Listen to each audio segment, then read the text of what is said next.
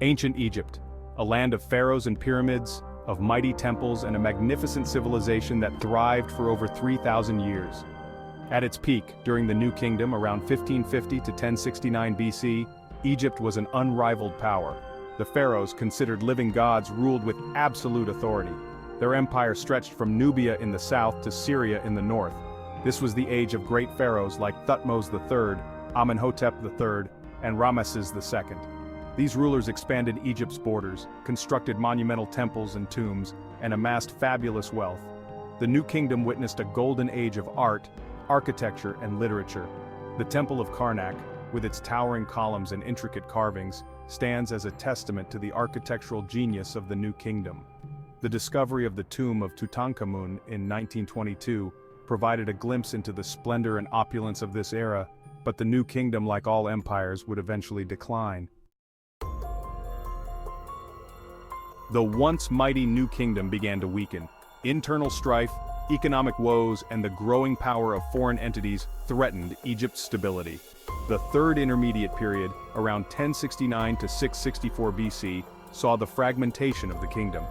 Egypt was divided between rival rulers, with the north ruled by Libyan kings and the south controlled by the priests of Amun at Thebes. This period was marked by political instability and constant warfare. Foreign rulers like the Nubian kings from the south further complicated the political landscape. The Third Intermediate Period represents a stark contrast to the glory days of the New Kingdom. It was a time of division, decline, and the erosion of central authority.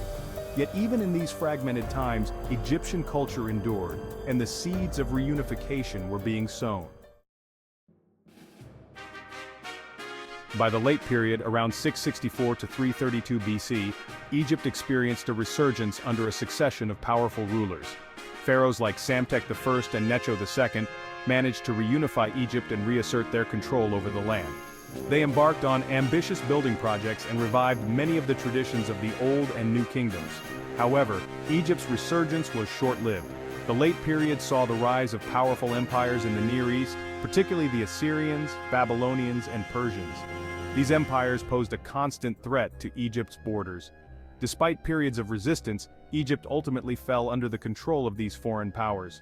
The late period, though marked by a brief resurgence, ultimately witnessed the decline of pharaonic power and the increasing influence of foreign empires. Section 4. The coming of the Greeks, Alexander and the Ptolemies. In 332 BC, a new power emerged from the west, Macedon, led by Alexander the Great. Alexander's conquest of Egypt marked a turning point in Egyptian history. The land of the pharaohs became part of Alexander's vast empire.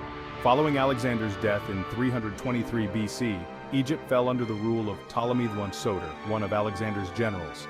Thus began the Ptolemaic kingdom, the last dynasty to rule over Egypt before the Roman conquest. The Ptolemies, of Greek origin, adopted Egyptian customs and ruled as pharaohs.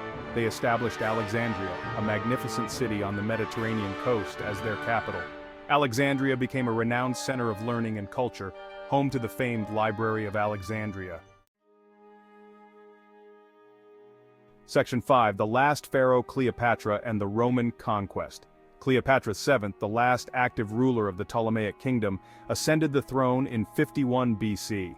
A shrewd diplomat and brilliant strategist, Cleopatra sought to restore Egypt's former glory. She formed alliances with powerful Roman generals, including Julius Caesar and Mark Antony. However, her ambitions ultimately led to her downfall. Cleopatra's relationship with Mark Antony and their challenge to Octavian, Caesar's heir, sparked a civil war in Rome. Octavian's forces emerged victorious, and Egypt, along with Cleopatra, fell under Roman control in 30 BC. With Cleopatra's death, the long and illustrious reign of the pharaohs came to an end. Egypt became a province of the Roman Empire. Its treasures shipped back to Rome to adorn temples and villas. If you like our Egyptian series, follow Historici to explore more fascinating ancient civilizations.